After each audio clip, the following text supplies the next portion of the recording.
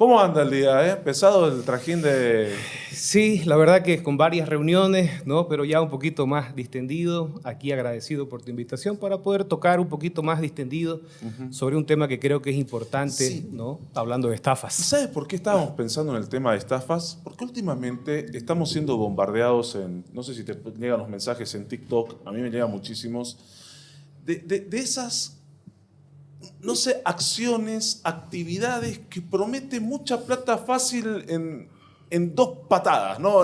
Como yo hice 1.000.000 de bolivianos y tienes que hacer esto y esto y esto. Y hay que tener cuidado con esas cosas, doctor, ¿no? Sí, sí, sobre todo ahora que es tan fácil difundir mensajes, es tan fácil vender sueños, ¿no es cierto?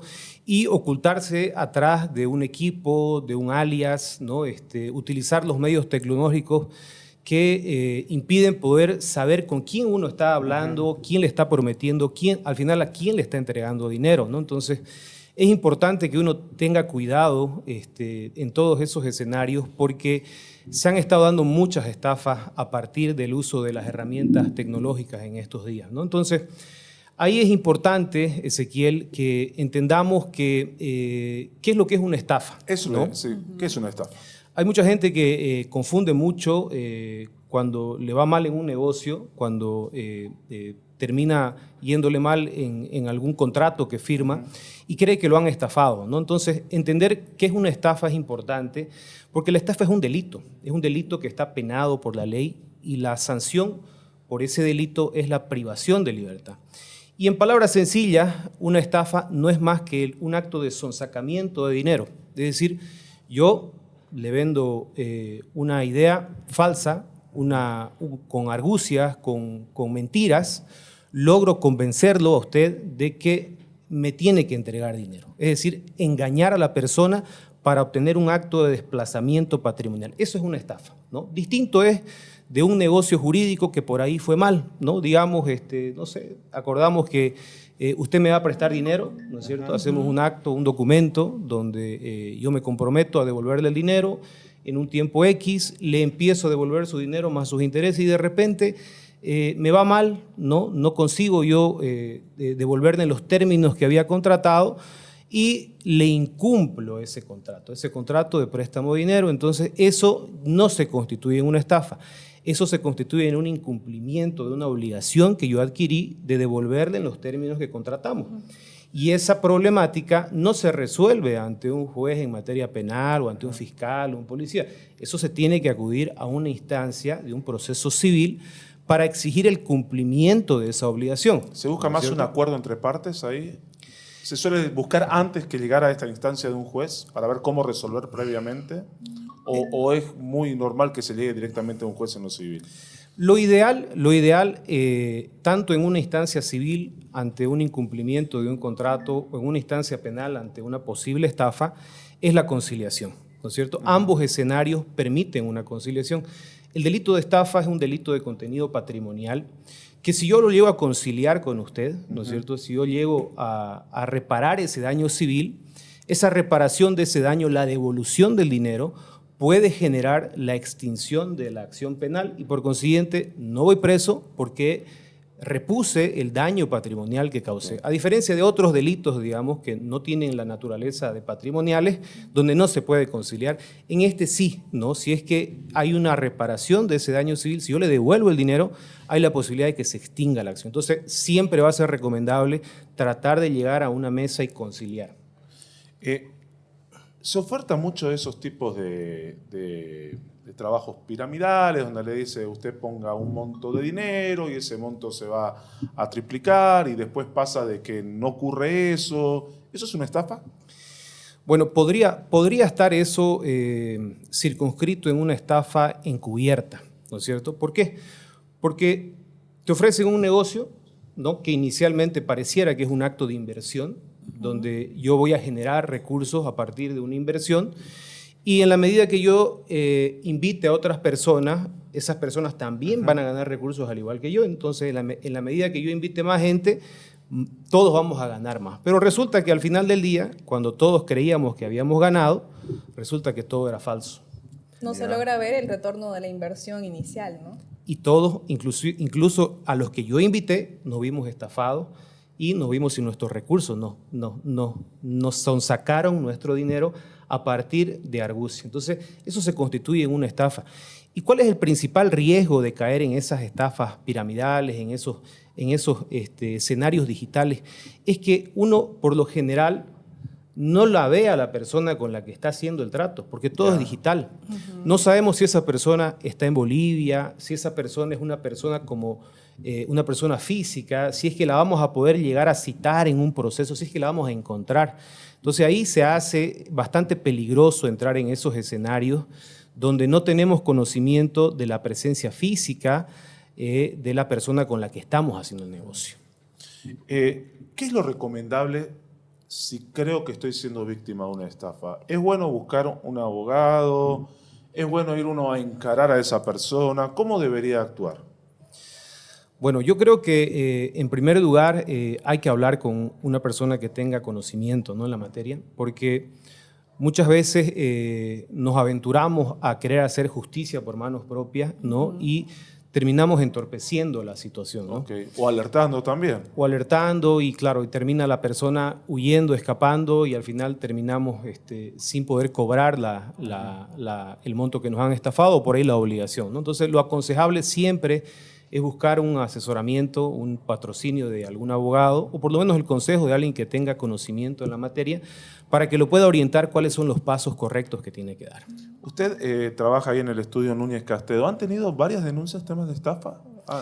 ¿Es recurrente este tipo de problemas? Lamentablemente sí, ¿no? En los últimos meses se ha ido incrementando estas situaciones, ¿no? La gente se ha vuelto muy hábil, ¿no?, para encubrir las estafas, los sonsacamientos de dinero. Cada vez hay más habilidad en las personas, entonces hay que tener mucho cuidado porque hay mucha gente que, me imagino yo, por la situación económica en la que está pasando el país, está haciendo que vea en las estafas, en el sonsacamiento de dinero, como una alternativa, ¿no?, para poder generarse recursos. ¿Alguna vez te estafaron? Sí, justamente eso iba a mencionar, ¿no?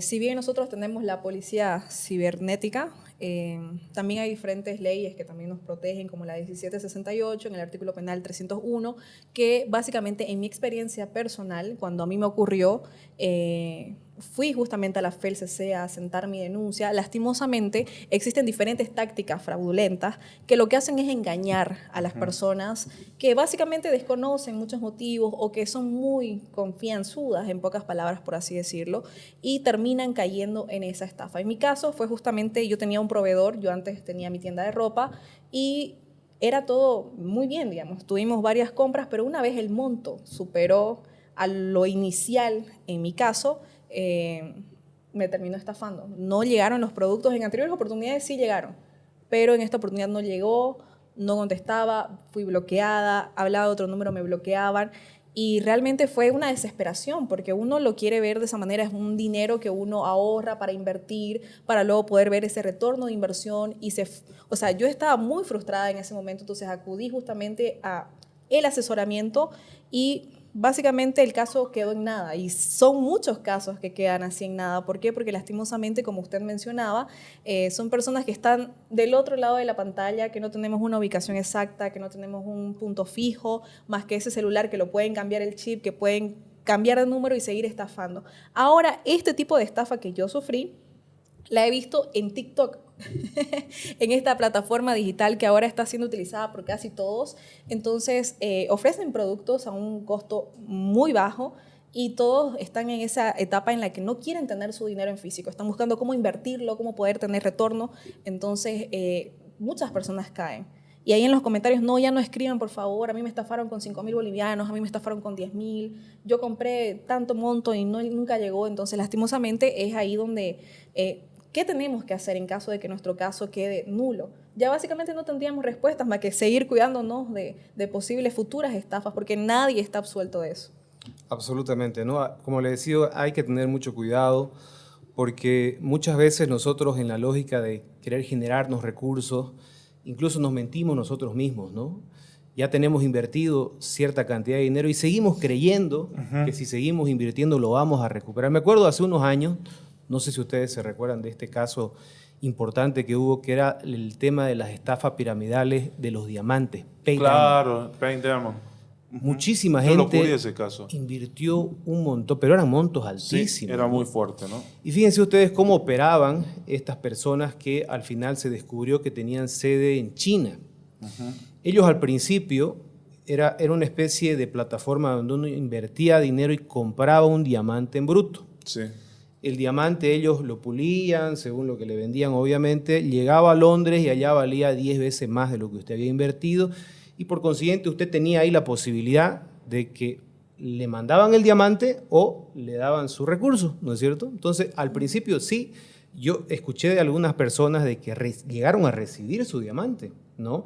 Y otras, obviamente, como vieron que era un negocio redondo, siguieron invirtiendo y encima le ofrecían que en la medida que invitaba más personas, esa ganancia se iba a ir duplicando, triplicando. Entonces, la gente llegaba a tener en sus cuentas digitalmente, obviamente, $100,000, $150,000, o sea, montos así impresionantes. Y resulta que llegó un momento en que ya se infló tanto que ya empezó a haber problemas en las plataformas de pago y se paró la cosa. El que iba a veces y retiraba con su tarjetita que le daba, porque le llevaba incluso tarjeta, y retiraba del cajero la platita, ya no salía la platita. Ya no salía nada. Se empezó a trancar. Era un algoritmo que llegaba a un monto, que generaba un monto de dinero para, obviamente, las personas que manejaban esto, y ahí se trancaba. Estaba hecho para sacarle dinero a las personas. ¿Qué terminó pasando con esa gente? Terminaron negociando esos supuestos créditos que tenían y las hicieron criptomonedas. Y empezaron a intercambiar productos para no perder su dinero, ¿no? Iban y crearon algunas casas donde le decían, bueno, yo tengo acá, qué sé yo, 100 criptomonedas, me llevo un champú. Imagínense ustedes, hasta ahí la gente, digamos, llegaba en la lógica de no perder o no convencerse de que perdió su dinero, ¿no? Es complicado. Y está reventando el chat. Hay bastantes preguntas. Luyana Montenegro dice, interesante, a mí me estafaron con un negocio de perfume, dice. Marcelo Esteban dice, ¿cómo puedo detectar si es pirámide o estafa? ¿Hay alguna forma? Bueno, en primer lugar, la persona que te va a pedir dinero, lo primero que uno tiene que hacer es conocerla a esa persona.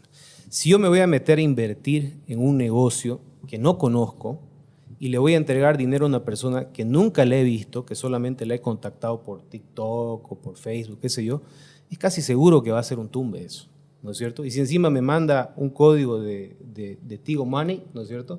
Pues ni siquiera le pongo mis datos ahí, lo puede crear cualquier persona. Entonces, por lo menos una cuenta bancaria, para que yo sepa, digamos, que esa persona existe, que tiene un carnet de identidad y que esa persona fue físicamente al banco y abrió su cuenta y le sacaron una foto en el banco. Pero si yo no la conozco, deposito en cualquier lado, ¿no es cierto? Entonces ahí es casi seguro de que estoy frente a una estafa o una estafa piramidal que termina siendo lo mismo, ¿no? Qué complicado, ¿no? Complicado. Y justamente sí. Voy a añadir un dato, ya que estamos en este tema. La ATT, que justamente es la Autoridad de Regularización y Fiscalización de Telecomunicaciones y Transporte, emitió un comunicado importante este año, 2024, donde manifestaban los diferentes modus operandi que tienen los estafadores en nuestro país y que han surgido de manera reciente y que han estado afectando a muchas personas y familias. Entonces, básicamente lo que hacen, como mencionábamos a un inicio, es optar por la buena fe de la persona que termina siendo estafada. Sí. La primera dice, ¿no? Fraude de compra de productos que no son entregados, que era lo que hablaba yo en un inicio, que son a través de redes sociales, son personas que no podemos ver, que para entablar un tipo de confianza nos dan una llamada, nos responden, nos mandan fotos, o como en mi caso, me mandan ciertos productos, pero luego desaparecen cuando los montos son más altos. También en segundo punto dice fraude por premio falso o mensajes de WhatsApp, hackeo de WhatsApp. Esto implica otro modus operandi. Es algo que he estado viendo recientemente, que han estado hackeando cuentas de WhatsApp y pidiendo dinero, ¿no? Haciéndose pasar por la persona, digamos. Yo me comunico con mi primo y le digo, oye, primo, ¿tenés 300 pesos para enviarme? Por favor, me quedé sin mi tarjeta, digamos. Entonces, y como es mi número, me van a mandar el dinero, pero ya mi WhatsApp está hackeado, ¿no? Y como tercero está la estafa telefónica con engaños de mejora de servicios, donde te hablan de las telefónicas supuestamente que quiere ampliar el código, amplíe su plan por solo 50 bolivianos más, por 1.000 bolivianos van a tener esto, entonces, o sea, venden bastante. Y por último, dice, el fraude telefónico con premio falso.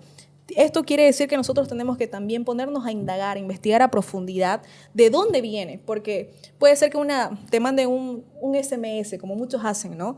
La Telefónica tanto dice que si depositas 1.000 bolivianos te vas a ganar una Toyota 2024 más un iPhone 16. Y uno dice, ¿qué son 1.000 pesos con el premiado que me van a dar? Vamos, digamos. Entonces, no, ir a las redes sociales, ya que ahora existe todo por digital, asegurarse que sea algo real, aunque ya sabemos que no lo es, pero hay muchas personas que lastimosamente no. Sí.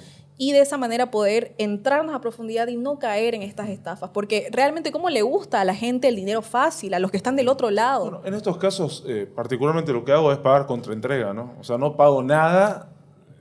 Si no lo veo, yo soy de la vieja escuela. O sea, generalmente sí, una preventa no me convence.